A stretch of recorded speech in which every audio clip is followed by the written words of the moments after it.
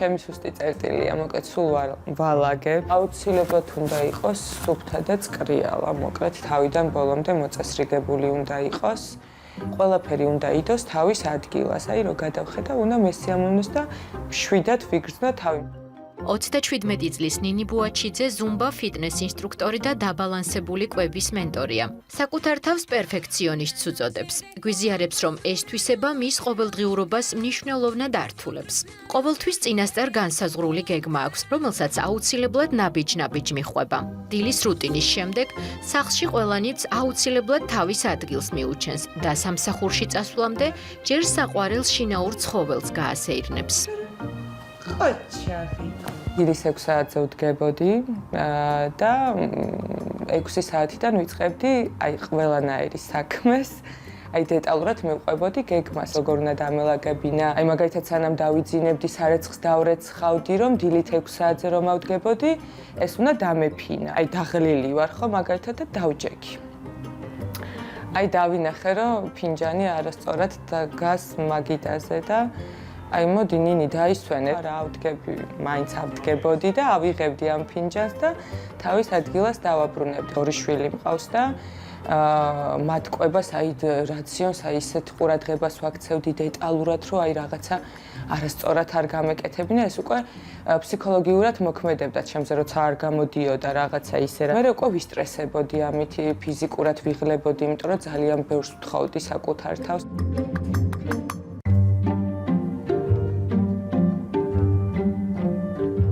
ჩემ საქმიანობაში, როდესაც ისე ყარგა მოდის ყველაფერი, როგორც მე მინდა, ძალიან დანაშაულის გრძნობა მაქვს. იმიტომ რომ არის ხშირ შემთხვევაში, რომ მომხმარებელი ისე ვერ აკეთებს საქმეს, როგორც უნდა გააკეთოს და ეს არ არის, რა თქმა უნდა, ჩემზე დამოკიდებული, მაგრამ მე მაქვს საკუთარ თავთან მაინც ის მოთხოვნა, რომ იქნებ შენ გაგეკეთებინა სხვანაირად, რაღაც ვერ დაალაგე ისე, როგორც საჭირო იყო და ამან გამოიწვია შემდეგ პრობლემის შექმნა. ნინის მსგავსად საკუთარ თავს მუდმივად მაღალ მოთხოვნებს უყენებს. 22 წლის ნინი მუზაშვილი პროფესიით მხატვარი და ველნეს მენტორია. ვიდრე სახლიდან გავა, ჯერ ყველაფერი უნდა გაწმინდოს, გააპრიალოს და ნივთები თავის ადგილას დაალაგოს. მხოლოდ ამის შემდეგ იწყებს საკუთარ თავზე ზრუნვას. აუცილებლად იკეთებს სასურველ მაკიაჟს და შემდეგ სამსახურში მიდის.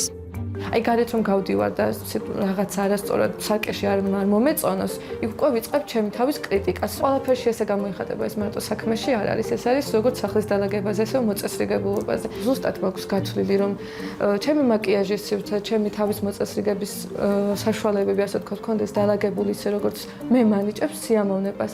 რუტინაში მაქვს, თუ ჩვევაში მაქვს, ზუსტად არ ვიცი როგორ დავარქვა, რომ აუცილებლად ყველაფრის ზედაპირი უნდა მქონდეს ძალიან სუფთად. როცა შევხედავ ან სინათლე რომ დაარტყოს და იქ რამე წერტილი ისე დავინახო, ძალიან დიდი პანიკა მეწყება. მაშინვე მივდივარ, ვიღებ იმ საშუალებებს, რითაც წმინდავ და ვიწყებ თავიდან ყველაფრის გაწმენდას. საკუთარ თავთან მაღალი სტანდარტების დაწესება, დეტალებზე გადაჭარბებული ფოკუსი, შეცდომების დაშვების შიში, იდეალური შედეგის მისაღებად საქმის გაჭიანურება, თვითკრიტიკა, კონტროლის სურვილი, დამტკიცების მოთხოვნილება, მუდმივად შექების მიღების სურვილი. სწორედ ასეთი თვისებებით ხასიათდება პერფექციონისტი ადამიანი, რომელიც მუდმივად ყველაფერში იდეალიზმისკენ ისწრაფვის. ეს ჩემთვის სასარგებლო იქნება. ამ შეკითხვას არ სვამს ამ დროს ადამიანი, იმდენს შრომობენ, ისე ყველაფერს ბოლომდე აკეთებენ, რომ ჯანმრთელობაც ერყევა და მერე სამკურნალოები ხდებიან. ძირითადად საკუთარ სურვილებს ვეღარ ეკონტაქტება მერე ადამიანი, რო იზრდება, იმიტომ რომ შენი განწყობიდან გამომდინარე, შენი ინტერესებიდან გამომდინარე, შენი ფასეულობიდან, ღირებულებებიდან გამომდინარე უნდა იმოქმედო და არა მარტო ის რაღაცა იდეა ფიქსი და თითქოს აკვიატებაც შეიძლება დავარქვათ ამას, რომ ყველაფერი ბოლომდე უნდა გააკეთოს. ამაში იმხელა ენერგია მიდის, ეს ისე ძაბავს ადამიანს და ამ დაძაბულობაში მიდის მერე მთელი ენერგია. და ის სასიცოცხლო ენერგია აკლდება მერე. ბოლო წლებში პერფექციონიზმი სულ უფრო ხშირად ხდება მეცნიერული კვლევების საგანი. ფსიქოლოგიური და ქცევითი მეცნიერების სფეროში გამოქვეყნებული კვლევების მიხედვით, პერფექციონიზმი პიროვნული არჩევანი ან ხასიათის თავისებურება არ არის. მეცნიერები ამტკიცებენ, რომ მისი ფორმირება ბავშვობის გამოცდილებას, სოციალური გარემოს ზეწოლას და აღზრდის სტილს უკავშირდება. მის ჩამოყალიბებაში დიდ გავლენას ახდენს ბავშვის მიმართ მშობლების მკაცრი მოთხოვნები. ამერიკის ფსიქოლოგთა ასოციაცია ნაშრომს აქვეყნებს. სულ გამოკითხულია 6500 მშობელი. კვლევის შედეგების მიხედვით მშობლების 87% აღიარებს, რომ შვილებს მკაცრ და მაღალ სტანდარტებს უყენებდნენ და ბავშვების ყოველ წარმატებას სწორედ ამ მიდგომას უკავშირებდნენ. მშობლების 73% თანხმდება, რომ მაღალი მოლოდინი ბავშვებს მნიშვნელოვანი ფსიქოლოგიური წნეხის ქვეშ აყენებს. სკოლის პერიოდამდე უკვე იწყება ეს. სკოლის პერიოდამდეც და სკოლაში კიდევ უფრო მყარდება და მძაფრდება, იმიტომ რომ იქ უკვე იმდენი დეტალი შემოდის, სწავლა, ლამაზად წერა და ესე რომ ყველაზე კარგი შენი უნდა იყოს, რატო უნდა იყოს ჩემი ყველაზე კარგი? იქნებ მე ხა საერთოდ არა ვარ იმ დღეს ხასიათზე და რაღაცას ევდიანათა ვარ და რაღაცა მინდა ან დღიური დავწერო, ან მუსიკას მოусმინო, ან სადღაც გავისეირნო მეგობრებთან ერთად, მაგრამ არა, ის მშობელი გეუბნება რომ ეს ყველაზე კარგად შენ უნდა გქონდეს ბოლომდე ამოხსნილი ყველა ამოცანა. ვეღარ უსმენ მე შენ სურვილებს და ამას ეჩვევი და ამას ემსახურები. ფსიქოლოგი და პერფექციონიზმის მკვლევარი პოლ ჰიუიტი საკუთარ კვლევებში წერს, რომ პერფექციონიზმის არაჯანსაღი ფორმა ხშირად იწვევს ქრონიკულ სტრესს, მუდმივ შფოთვას და ემოციურ გადაღლას, რაც ადამიანის ფსიქიკურ მდგომარეობაზე უარყოფითად აისახება. პერფექციონიზმის არაჯანსაღი მდგომარეობა ნამდვილად იწვევს ქრონიკულ სტრესს. ასეთი ადამიანები მუდმივად აკრიტიკებენ საკუთარ თავს და ყველაფერზე ზედმეტად შფოთავენ. იმიტომ, რომ მუდმივად ეშინიათ შეცდომების დაშვების და კრიტიკის.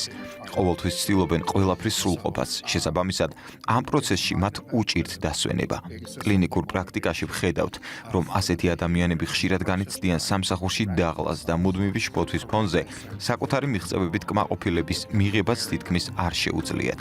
ჯანსაღი მიდგომა კი გულისხმობს მაღალი სტანდარტების შენარჩუნებას, შეცდომების მიღებას და ფსიქოლოგიური ბალანსის პოვნას, რათა ადამიანმა შეძლოს წარმატება, მაგრამ არ დაიღალოს ემოციურად. ექსპერტების შეფასებით პერფექციონიზმი არც დადებითია და არც უარყოფითი. მთავარი ბალანსის პოვნაა. ეს ნიშნავს, რომ ზოგჯერ საკუთარ თავს შეცდომების დაშვების უფლება უნდა მივცეთ. გამოვყოთ დრო დასვენებისთვის და დავფიქრდეთ, რა არის რეალურად მნიშვნელოვანი, ან რა გვანიჭებს სიამოვნებას. სწორედ ასეთი ბალანსი, მაღალი სტანდარტების შენარჩუნება, საკუთარი შეცდომების მიღება და თვით შეფასების პოზიტიური მხარდაჭერა ეხმარება ადამიანს მიაღწიოს წარმატებას და ამავდროულად შეინარჩუნოს სიმშვიდე.